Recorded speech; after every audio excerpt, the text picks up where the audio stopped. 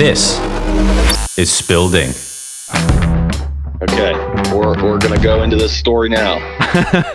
This is like my story of all of my tattooing. I'm gonna go ahead and shoot it off. Hit me with it. Hit me with the juice. So I had a dude OD on me this year.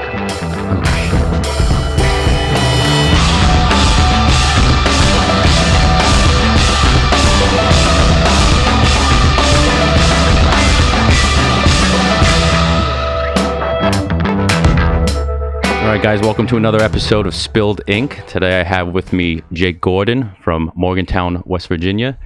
He's been a tattoo artist for 7 years, and I love his work. Thanks for being here, Jake. Hey, no problem, dude. So we'll just jump right into it for the listeners who aren't familiar with you or your work. Why don't you let them know how you got started and like how that transitioned into tattooing for you? Okay, well, I was super lucky. I didn't have to work real hard to get my apprenticeship. It wasn't like getting turned down by tattoo artists left and right trying to get my apprenticeship. My aunt is actually a really popular tattoo artist in the area I'm from. She's been tattooing for about 30 years. She's super awesome, just real old school. She tattoos with like a 3-round liner and a 5-round shaver. Cool. She's awesome.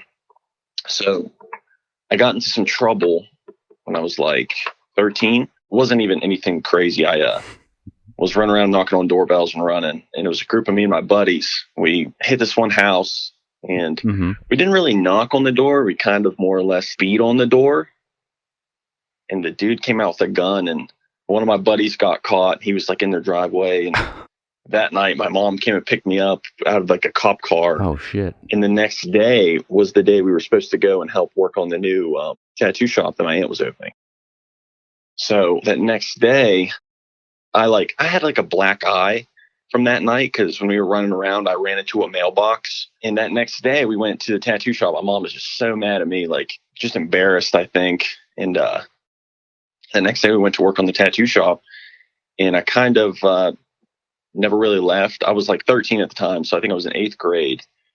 And every Saturday I'd go and work at the tattoo shop. And then I think it was like 15. When I turned 15, I started taking an interest in tattooing, so I realized it was cool. And I don't even remember like planning to ask my aunt. She was just like driving me home one day from the tattoo shop. I was like, hey, do you think maybe when I get old enough you could teach me how to tattoo? And the rest is kind of history. I started ever since then. She would let me like break down her area, put her stencils on her clients, just cleaning the shop constantly, and by 17 I was tattooing. So yeah, it doesn't sound like a very traditional apprenticeship. So from like 13 to 17, you were just like drawing and breaking down, setting up. Yeah. So the way I look at it is, a lot of apprentices, when they start tattooing or get their apprenticeship, at least, they're adults. They have bills. They have to feed themselves. Right.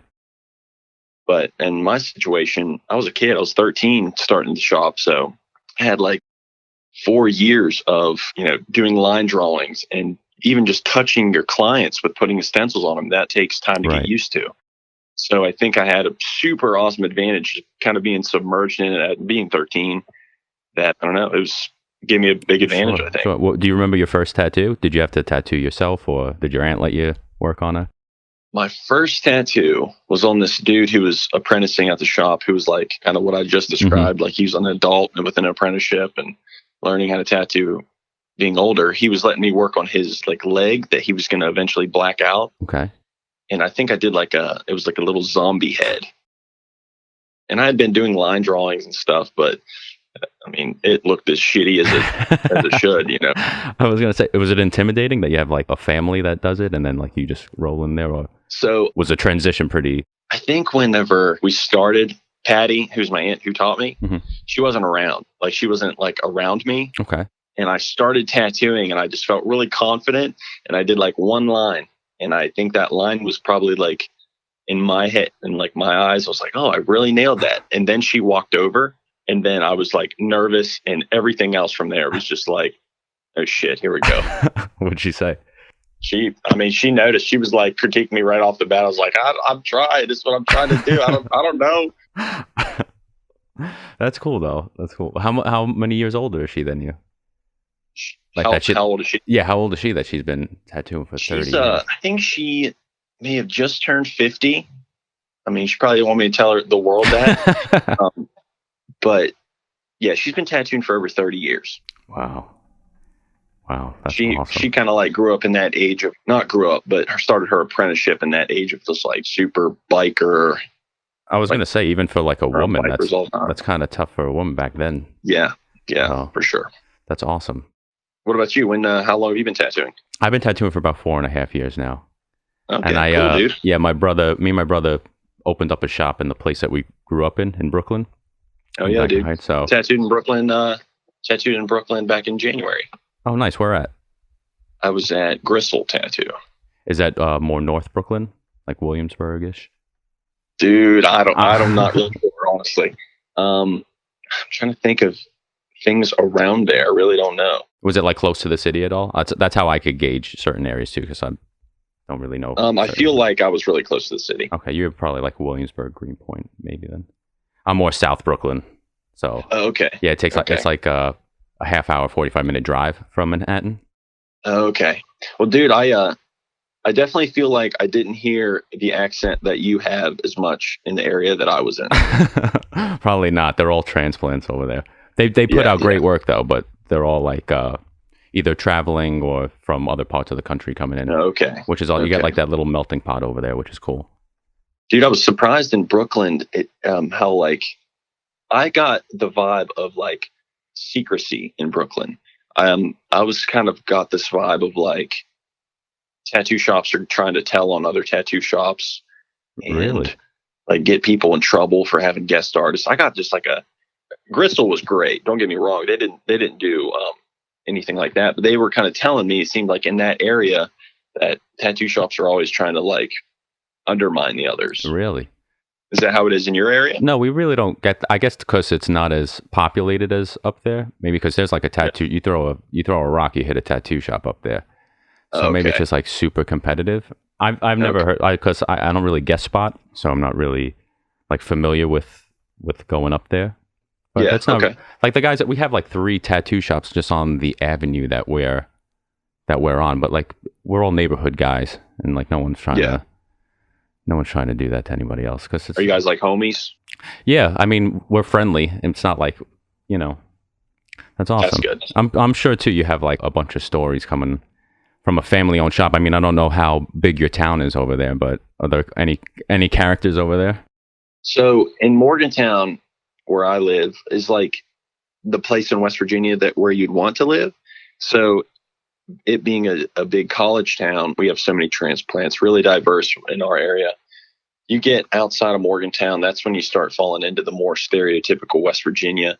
But I mean, I still love West Virginia. It's still awesome, but I prefer Morgantown over a lot of places in West Virginia just because it's so close to Pittsburgh. Okay. It's close to, it's like 3-hour drive from DC. You can be in Knoxville in, 4 or 5 hours. I don't know. It's like, to me, the place you'd want to be if you live in West Virginia because it's just so close to everything. Okay. Yeah, I've never visited there. I always wanted to go there. Yeah, dude. Hey, come down anytime, dude. Awesome. As far as characters go, the shop that we're at is on one of the main drags in Morgantown. And we're right across the street from a gas station. So you got your bums that'll like kind of want to go into the gas station but can't buy anything. Mm-hmm. And so there's a couple bums that are pretty recognizable in our area. They're all pretty friendly. None of them really give you any trouble. But dude, a couple months ago, back in the summertime, I don't know what happened. There was like, I don't know if like a bus dropped off a bunch of bums in Morgantown, but they weren't like the bums who were like living the lifestyle. They were like straight up jail bums. They were sketchy, dude. Okay. Like walking by the shop, falling asleep while they're walking, and you're afraid to look at them wrong. They just, dude, straight up looked like jail. Dude asked me, one dude stopped and he was zonked out of his mind. He was asking me how much it would cost to get his dog's name in Old English on his neck. Mm-hmm. And it was just like, dude, I don't want to touch you. And he tried to fist bump me. He tried to shake my hand, but I'm like pretty friendly with everybody. Right. And like, I don't know, I don't want to be rude to anybody, but he tried to shake my hand. I remember like going to fist bump him instead because I didn't want to touch his hands. Mm-hmm. And then I still had to like sanitize my knuckles. Felt pretty gross. Well, I know what you mean. You're dealing with the eclectic group of people that we deal with. We know who who's cool, who's not, who we should touch, who we Right. shouldn't. Like, that's just something you develop with customer service over time. Yes. Dealing with people, you know who you are allowed to shake their hands, and you know the ones you just wave at. Exactly. What about you? Is there any cool bums in your area? We don't have bums. We just have more like junkies that kind of Ooh, roam the avenue yeah. after a certain time. So like we know when to lock the door. How late do you guys keep open? We usually keep open till like 10 p.m. because Okay. after that, See, the neighborhood kind of we're gets like sketchy. 8 o'clock. Okay. 8 o'clock, kind of our closing time. There's a bar a couple blocks now. We just, being a college town, dude, you don't want to deal with drunk college kids coming in, and That's true. well, we don't, at least. That's true. Have you ever had one of them come in and get rowdy? A couple of years ago on St. Patty's Day, I was tattooing this lady, and she's like an older lady. You can tell she like misses her youth and like wants to party. Uh-huh. She's like spilling the beans, telling me everything I don't want to hear. I was tattooing her, and a bunch of college girls came in on St. Patty's, and they're doing the woo, go Mountaineer, just like they're wooing in the shop. They're just going woo, woo. And dude, my client kind of picked up on it. And dude, my client was probably in her 50s or 60s. She started doing it, and it was like I don't know, it was kind of embarrassing. Like, just keep that down. Yeah, you're way past your prime. Kids. Yeah. That's funny. Did you ever have to deal with like a extremely difficult customer? Because like the girls are pretty easy to handle, but I would say like once the dudes come in and they start getting stupid. Well, okay, we're gonna go into this story now. This is like my story of all of my tattooing. Go ahead and shoot it off. Hit me with the juice. So I had a dude OD on me this year. Oh shit. So that really sucked. So what the situation was, I'm not going to say his name, pretty recognizable name, but we're just going to call him dude. If you hear me say a name, it's not his name. I'm just going to like make up some shit for his title. All right. Sounds good. So there's this guy who I've tattooed a bunch. Patty, my aunt, she's tattooed him a bunch, and he is extremely annoying, and he's always taking some kind of prescription. Okay. And anytime you would ask him what his prescription was, it was always about like seizures or I don't know, something with his brain. So it's like you ask him what they're for, but you're not really digging because that's kind of personal shit anyway. Right. But this dude really annoying, and he talks a lot, and he's always like praising you kind of thing, like telling you that you're the awesomest and Patty's the awesomest. And the reason we continue to deal with him is because he may be really annoying, but he sits well. He gets cool tattoos, and he pays well. So it's like, yeah, he's annoying, but everybody has annoying customers. It's like you can't boot him from the shop because he's annoying. That's not fair. Right. Like this guy, I've been in situations with him where I've like been tattooing his belly, and I've seen him take his prescriptions, quote unquote, and I've been tattooing his belly, and he's like literally passed out on me. Like just starts doing the snoring thing. Right. And it's like you notice that stuff, and people say they're going to go to sleep, but you don't really think they are. Right. It's not like they're actually going to fall asleep. Well, he actually has. I tattooed his belly, and I knew he was goon, but it wasn't like I was just kind of happy that I didn't have to deal with his annoyance. Right. So that's kind of the history of this guy.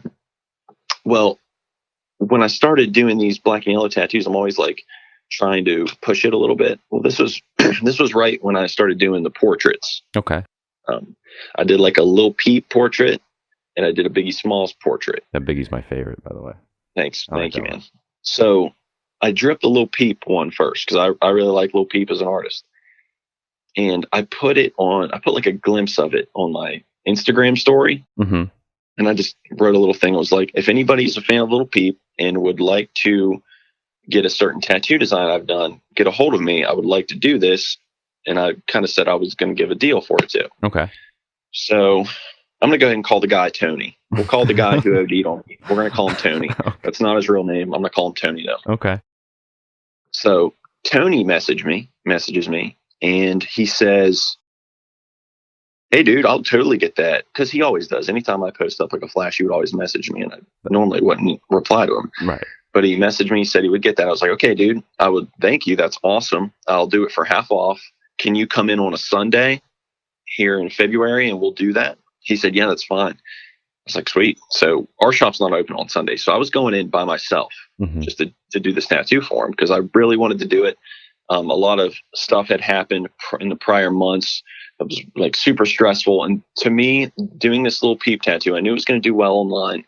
I knew it was just going to be a cool tattoo. I was really excited. And this going in on this Sunday to tattoo Tony was kind of going to be like an escape for me. Okay. It was like, maybe not an escape, but like there was going to be some good from it. Okay. So I go in there and Tony, the first thing he says to me is, hey dude, I heard about what happened past couple months, man. Just want to let you know, dude, I'm prescribed Xanax. If you need like a break or anything, if you need like some kind of escape, just let me know, man. I was like,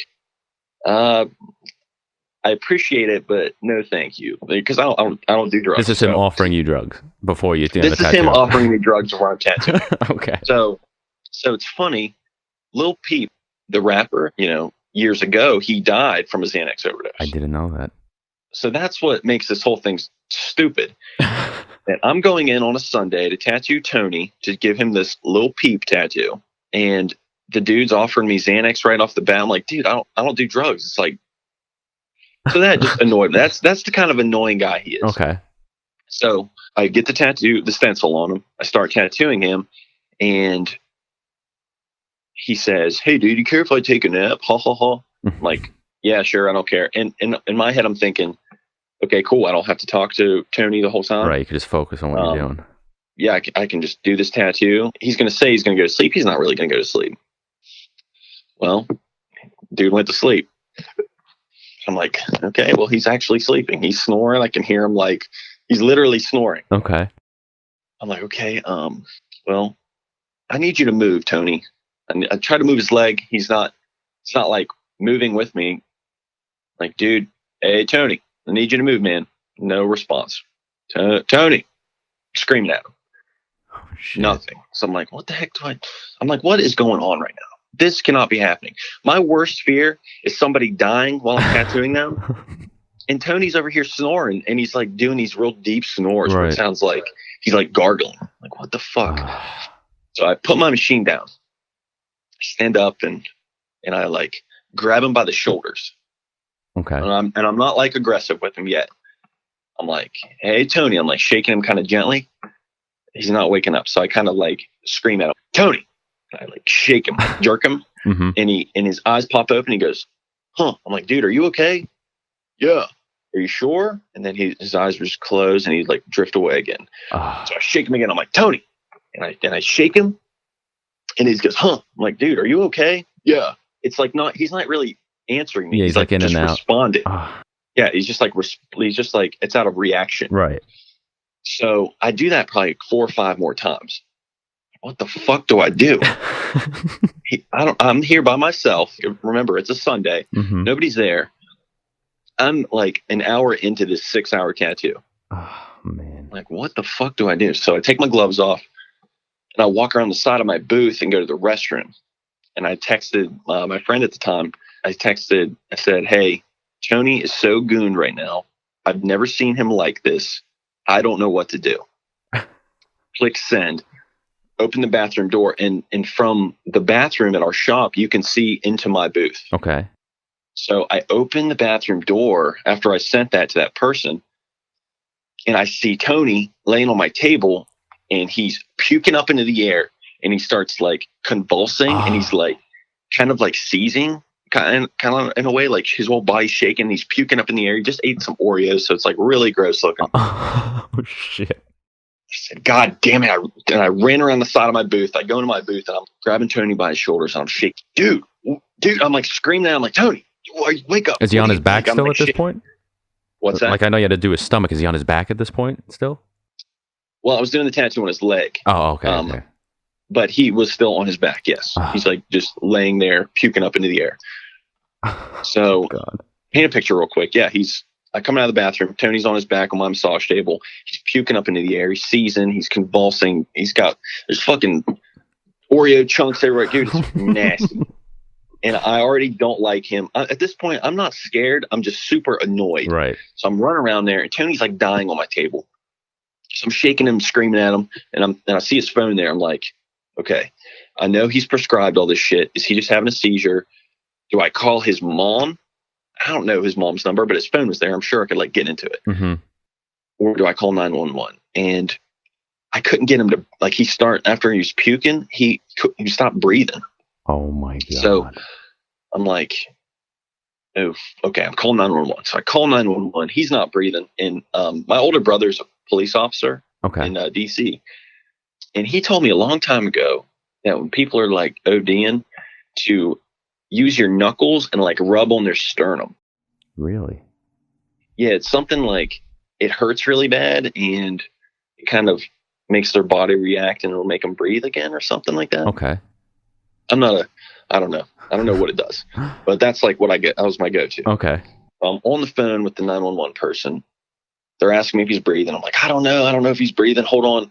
I'm screaming at him and I get my knuckles. I start rubbing on his sternum and I'm rubbing his freaking sternum so freaking hard. I'm trying to get him to make some kind of reaction. Dude, he turned gray. His skin was like greenish gray. And the person's like, is he breathing? We have an ambulance on the way. Is he breathing? I'm like, I'm trying to get him to breathe. I fucking rub his sternum as hard as I can. And he finally like croaks and he breathes a little bit. And there's some color that goes back into his skin. I'm like, God damn it. So I'm like on the phone with him, trying to put gloves back on, trying to swap the inside of his mouth. There's Oreo everywhere.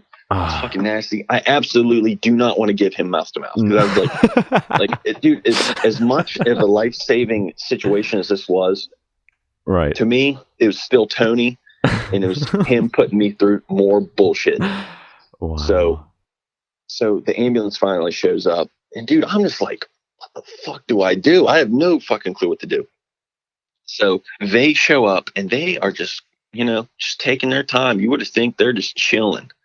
They're walking in with some swag, and I'm like off to the side. I'm like, do you need help?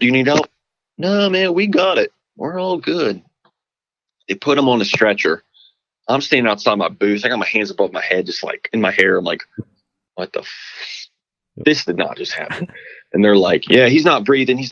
They're saying all this stuff. I'm like, dude, my worst fear just happened. Like, Tony died. He died. He's dead right now. Did he really? He died in the ambulance?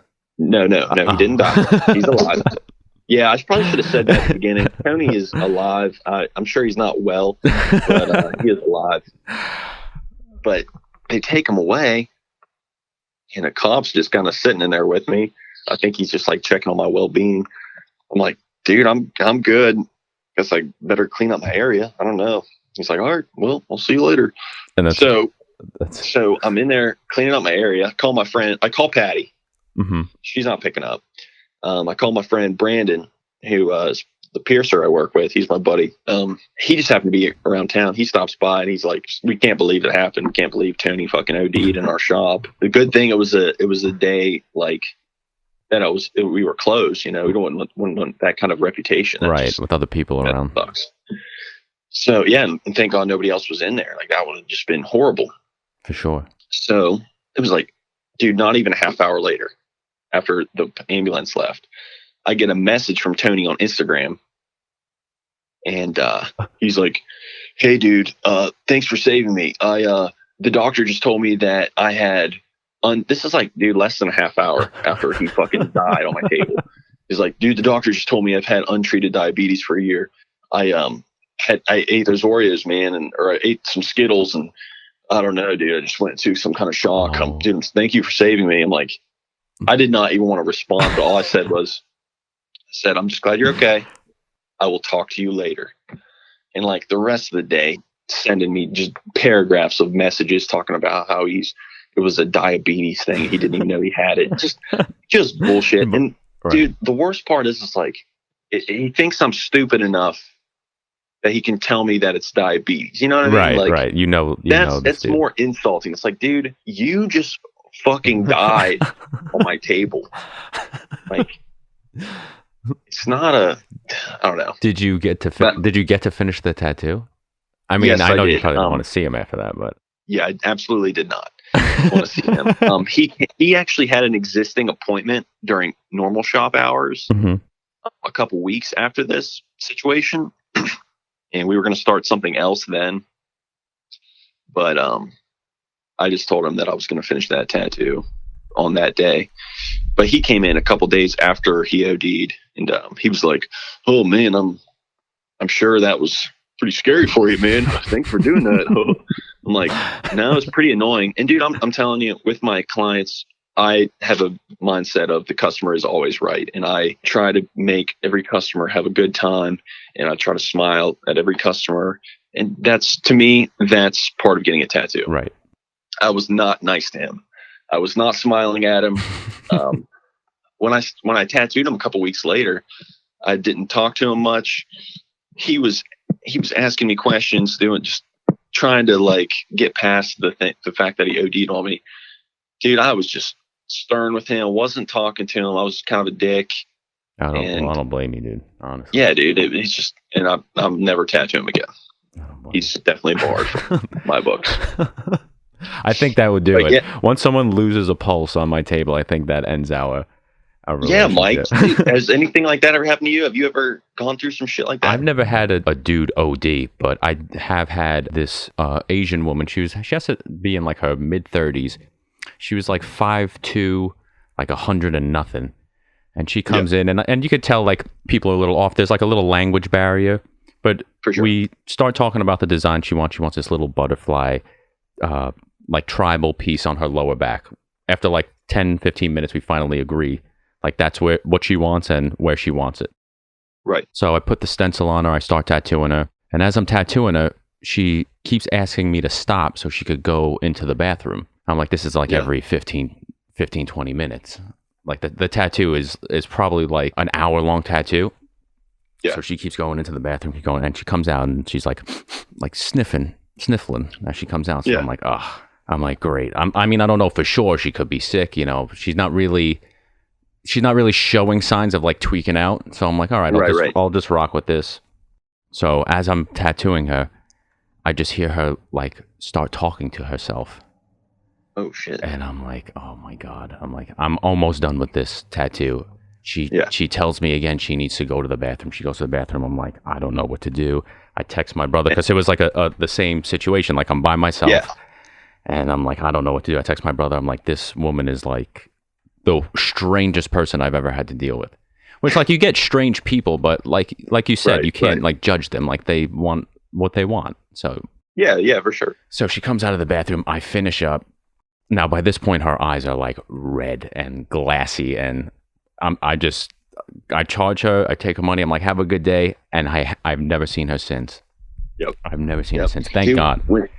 When somebody starts acting weird like that, to me, if they're acting like strange and you think something's up, whether it be drug use or some kind of mental problem or what, what goes through my head is, okay, let's get this done. Yeah, got to get this person out of here. Yeah. Yeah. Oh my God. You actually just reminded me of something because your Instagram name, the handshake snake. Yeah. I was actually doing that on some dude, and he was like legit passing out on me. Like his head was slumping down. That I couldn't. I had to kick him out of the shop because he wasn't. Like I didn't want him to OD in my chair, so I had to. Yeah.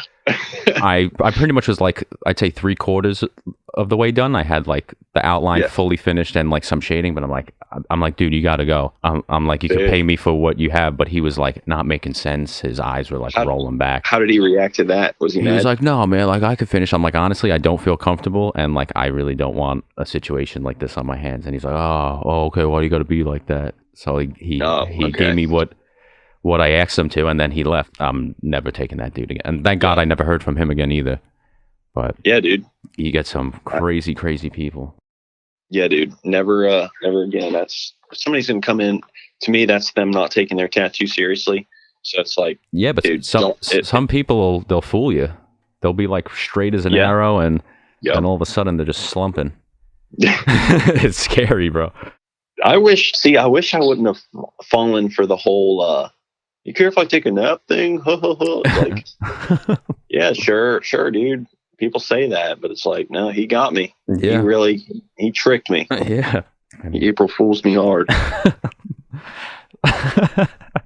Did you ever get to finish I know you wanted to do that tattoo, but you said you only got an hour in. Did you ever like do it on somebody else or like switch it up? and actually get to do it? So he had that existing appointment a couple weeks after this situation happened. And that's where I was kind of like mean to him, and I was kind of like a dick. But I finished the tattoo on that day. Okay. On that existing the one a couple weeks after he OD'd. Okay. And then you're like, all right, Tony, see you later. Enjoy the last one I'll ever give you. Yep. Seriously, dude. And I don't think he's been because we have two locations. Me and Patty are not in the same building, but he used to get tattooed by her a lot too. And I think he may have went in there one other time, but she knows the situation. But yeah, dude, that's kind of like my big story. I probably told it, like, especially after it happened, I probably told it like a million times. I feel like I hope that never fucking happens. Yeah, I'd say that's pretty big. I mean, in 7 years, if you got that one, you know, hopefully that's the worst one you ever get. It seems like all of the crazy stories are all like the shitty stories. For me, at least, most of them happened like in the first 6 months of me tattooing. Really?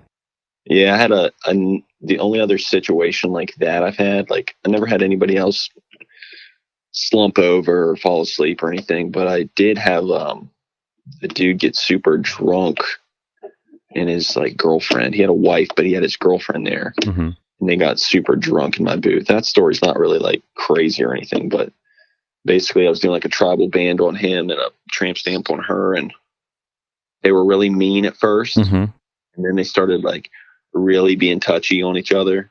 They started making out. These people are in their 60s, dude. Oh my and I'm like a 17-year-old kid tattooing these people, and they're like in their 60s, and dude, it's getting hot and heavy in the Jake Gordon booth. I'm tattooing her lower back. They're making out.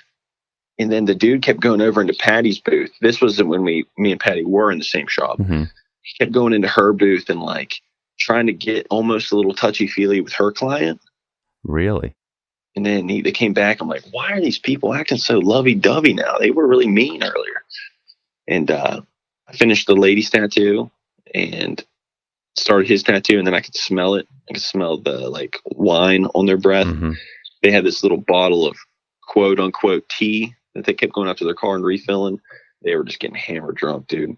It was funny. He was like, I mean, these people are in their 60s, dude. He was like reaching down the back of her pants, like grabbing her butt, dude. It was kind of gross. While you were tattooing her lower back? Well, this like whenever we'd stand up and take a break. But like, dude, I'm 17 years old. I'm not confrontational. I didn't know, like, I wasn't gonna be like, I don't know. Honestly, I probably should have yelled at him. I would have been completely justified. I'm just like 17-year-old kid, just kind of like, I don't want to see that. Okay, let's get this going. Yeah, you're just like, I just don't want to fuck this up. I'm like, right. You know, one of your first ones. That's so funny, bro. That's so funny. Yeah, drunk people are the worst when you're getting tattooed, at least. Oh, for sure. I feel like girls are a lot like the typical white girl. She's like, that's like the most annoying type of drunk. In my experience, anyway. I don't know about you. Like, for sure. Yeah, because guys will go out. Like, if anything, they get quieter. The girls just get like more talkative, which is cool. Like they feel more comfortable and stuff like that. But like I said, they'll always fool you. Like, you don't know. They'll like go take the break. They'll go to the car. This and that. Yep. But then if I have like a cancellation or something, I'll take a walk in and being in a college town, you just never know what you're going to get, especially around like 6, 7 o'clock. I had a girl come in and she was fine. She was like not being a dick, not being crazy. She was a little relaxed. Like I let's just say I wouldn't have known she was drunk. Okay. So she's in there by herself. And I take the walk in. It's like Roman numerals on her ankle or some shit like that. Well, her friends show up. And then I find out that they were all just at a bar. Her friends showed up. The drunker they all got. That's how they're like feeding off each other. Yeah, seriously. It was like the more people showed up, the more drunk these people seemed. And it was like, it's awful, just annoying. And that's one of those situations where you're like, man, was this walk-in worth it? Are you still taking walk-ins at this point, or like with your style, are people just coming to you for? Like, this was a few years ago. Okay. So this was before I was doing the black and yellow stuff. I just had a cancellation. I was taking walk-ins. How'd you start doing that anyway? I always wonder, because it kind of reminds me of that that scratch art book that we used to have. I don't know if you remember when we were kids. Yeah, yeah. Like it was like that for rainbow sure. thing underneath that Yeah. black background. How'd you get into It kind that? of does look like that. Never thought of that. Yeah, that's right, dude. That's basically what it is. Those are awesome. What I was doing was I knew I wanted my own thing, and I knew I wanted to work in black and yellow. So I was drawing these like rose spiders. It was just like a rose that I made up, and I was making them look like spiders. And I don't know, it was cool. And I still like them. I still draw them every now and then, but I was doing them in black and gray, Okay. and then I would like highlight them with yellow.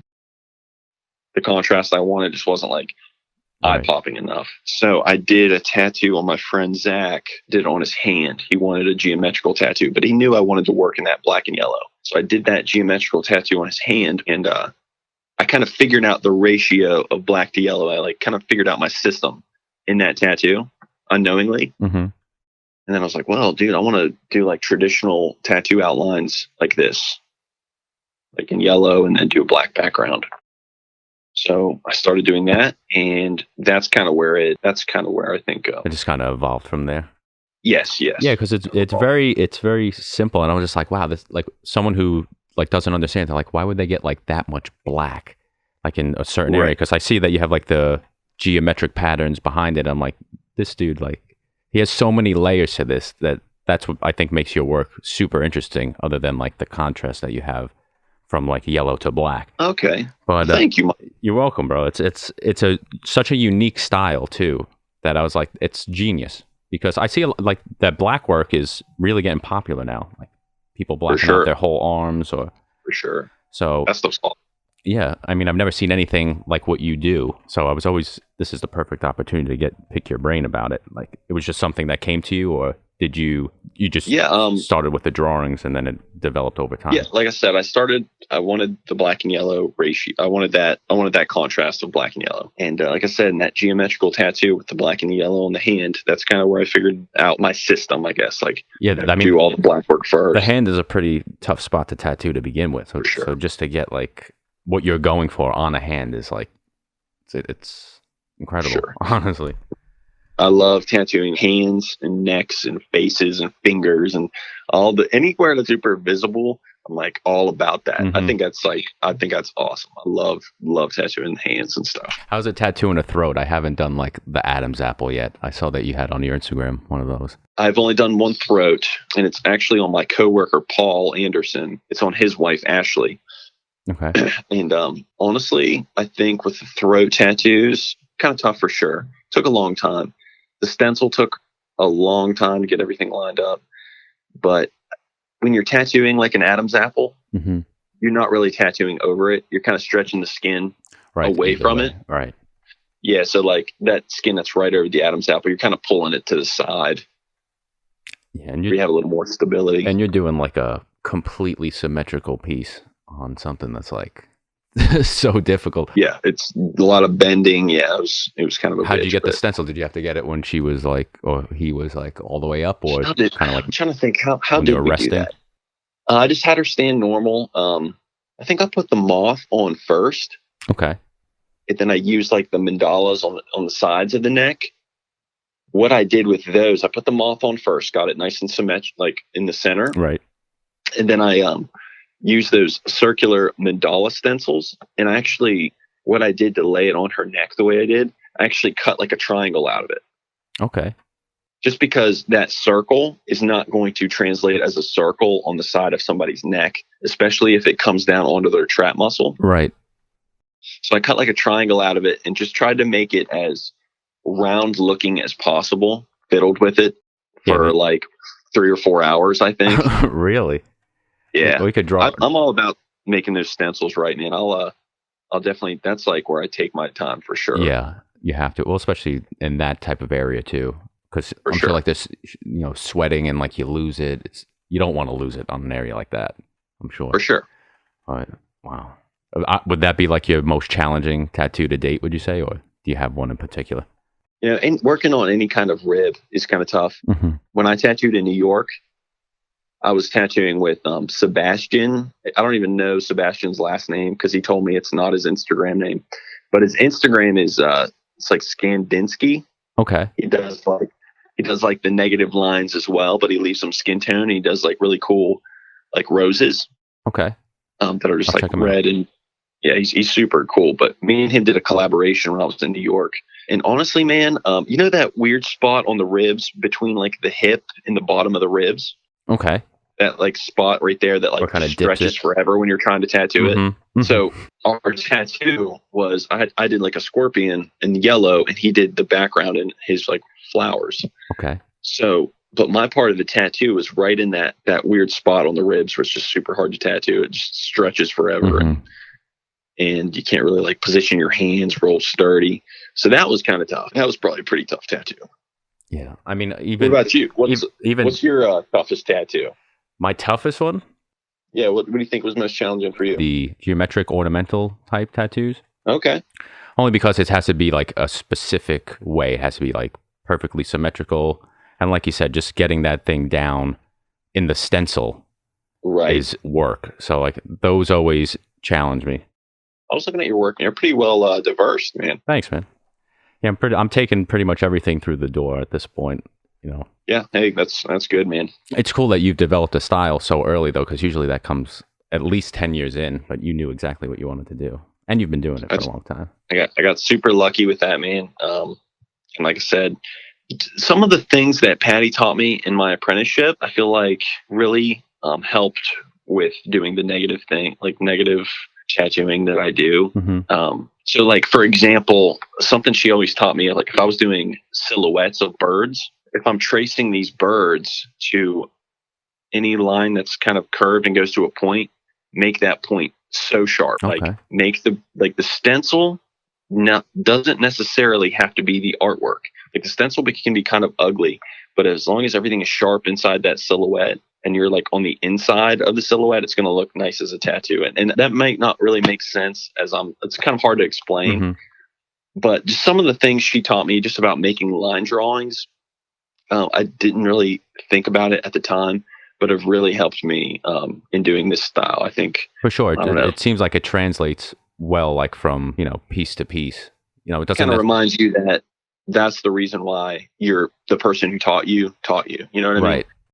Right. There's like those little things that you kind of take and then you evolve them yourself into your own thing.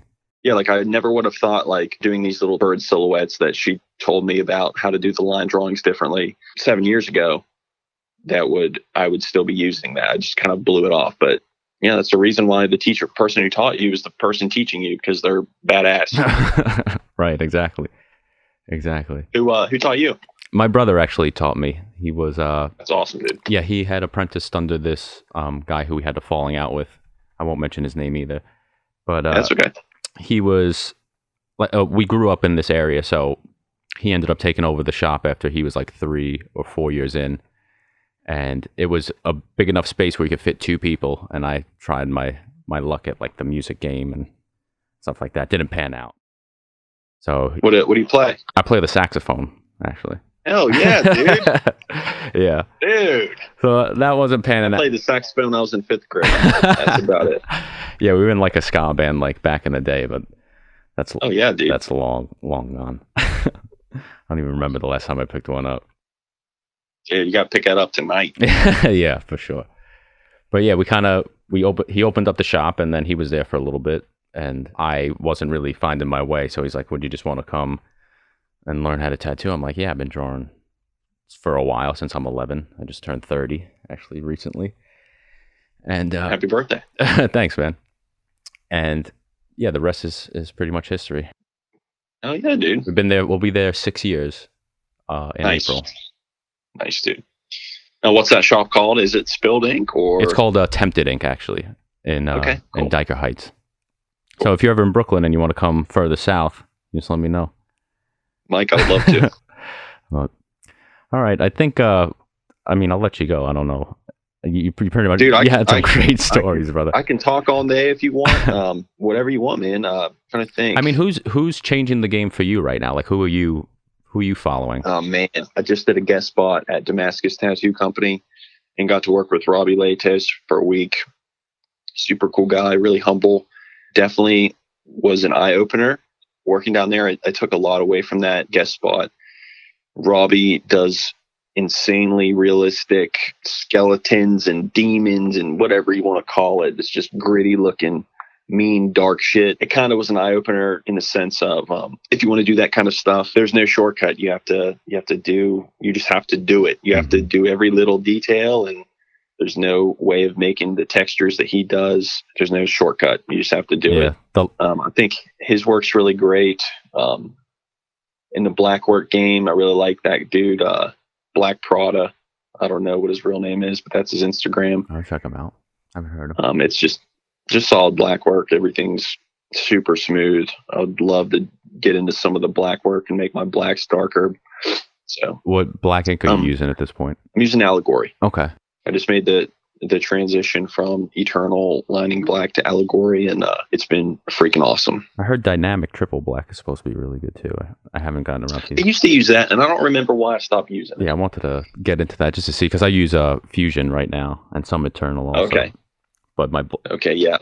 I do like a lot of Eternal's colors. They're just super thick, and I do like Eternal. What machines are you running? I just actually got a Bishop Michelangelo. And I use an Aaron Kane workhorse iron for my line work. Sweet. I love that machine. That guy makes a great machine. I think I used to have an Aaron Kane. I think I did. I love it. So I used to use workhorse. Yeah, I had a couple Seth Safari machines, and then was it an Aaron Kane? Maybe it wasn't. Is his machines like really like? Are they like real bio-organic looking? Like the frames are really awesome. A little bit. It kind of looks like a Soba, like it's kind of in that realm. It's like not very biomechanical, but it does have like those hard edges. Okay. And it's like beige. It pushes a 14 round shader like it's nothing. Nice. It's a great machine. Dude, I've been using like I think I have 3 of like the base model, whatever the first Bishop rotary is. I love it. Still use it every day. Yeah, I have I have a V6 also. Yeah. My friend Brian gave me, I'm going to tattoo him here in a couple weeks. He gave me his Bishop Phantom. It's pretty awesome too. It hits a little, I don't know, I feel like because I'm so used to using the V6s that the Phantom is like too good. It kind of puts the ink in there too quick for me. So I have to like really be committed to whatever I'm doing. Yeah, my brother actually just got one of those too, and he's like, I'm like flying through tattoos now. Yeah, dude. It does. It puts it in very well, actually. How's the transition from do you notice a difference using like the pens or like the pen machine? I've never used a pen. I used to only use coils, and when I really started traveling a couple years ago, and I had some issues with. So I don't have an Aaron Kane now that I'm thinking about it. It was a Chris Smith liner. Okay. From Workhorse. I used it every single day. I think it's awesome. And a spring broke on me while I was traveling, and I had that Bishop rotary in my bag, and I just didn't have a spring to fix it. So when I was traveling kind of full time, I just really started using that Bishop, and it's really low maintenance and it gets the job done. And I've only had troubles with like one of them. I had to send it back. I mean, they're very good with their customer service too. Like if you have a problem. Oh, dude, they're great. I'm actually in this Bishop group on Facebook, and the owner, what's his name? Francesco Vivaldi. Oh, I always forget his last name. But he like comments regularly, and he's like, send it back, we'll replace the part. And oh, hell yeah, dude. Yeah. That's cool, dude. Dude, that's like in a business world, dude. That's it, man. You gotta be cool to the people who are like buying your shit. Yeah. I think even in tattoo world, you need to go above and beyond for your clients. Like if something's messed up, just fix it, you know? Yeah, for sure. Especially you got them right there. They're all in one place. You don't even got to look for them. Yep. You know? But yeah, it's a great product. I love it. Yeah, dude. What kind of tattoos do you like? What do you prefer? Like, what's something you really like to do? I like doing traditional. I really do. I like the bold lines, and I love that clean, timeless, crisp. Man. Yeah, it's true. And I feel like in Brooklyn, it's coming back. Like those traditional pieces are coming back. Do you have guys that are like really changing the game in like traditional world? They're doing like they're using like the traditional like format of tattooing and just making just crazy tattoos at this point. Yeah, because I don't really like that really old school look, like those, like the old school flowers. Like I like the guys who are pushing more towards the neo traditional type. Okay. You know, that's like my favorite. Dude. I love that style, and I think it holds up really well over time. For sure. Do you paint at all? I don't. I actually just started getting into to watercolors a little bit because I want to start. There's actually this woman who I follow. Her name's Claude, and she does like really good watercolor work. Okay. So just like different styles, like different. I just want to push myself because right now, like I said, I'm taking anything through the door, and I don't know how long it would take for someone to come to me and be like, "Oh, I want this, and that's all I want from you." You know, right? Like, that's what you're known for. But dude, I think it's cool. I think it's cool, like in the sense of me like doing these black and yellow tattoos. You know, people do come through and they do want them. I still don't do them every day though. You know, like I'll still do like the walk-in tattoos, or I'll do black and gray realistic roses, or I think it's still fun to be. It's cool to have that thing to fall back on. right. Like the black and yellow thing is something for me to fall back on for sure. Like when I travel, it gives people the opportunity to like get something new and that's not in their area. Mm-hmm. But it's still cool to do the other tattoos sometimes too. So are you at the point too where like you're very selective, or you just take pretty much like what's your screening process like, or like your booking process? So my booking process, I feel like is really stupid. I do everything myself. Nobody at our shop, like we don't book for each other. We don't like I do everything myself. So what I do is I open up my books on a certain day. I will announce that day on like Instagram and stuff. Mm-hmm. And I'll have people email me that day at midnight. And the next day, all I'm doing is booking people, getting deposits. I take that whole next day just to book people. And obviously, like the black and yellow tattoos kind of take priority. Okay. But if it's a cool idea, it's a cool idea. I'm going to take it anyway. One thing when booking with me, I've kind of found out, it's like, if you're difficult in a sense of you're getting like bitchy at me because you like didn't get on or something like that, mm-hmm. you're probably not going to get on. Right. Because you're already giving me trouble. And it's like, you're being a jerk about it. I don't want to deal with a jerk. Yeah, you could tell at this point, pretty much. Yep. And I made that mistake once. This girl, she was freaking out because I couldn't get her in for her. Like, I wasn't booking, and then on my booking day, I would like message her and say, "Hey, I'm booking on this day."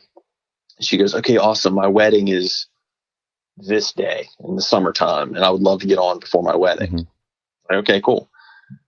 Well, she missed the booking day and then sent me a bitchy email about like not being able to get on.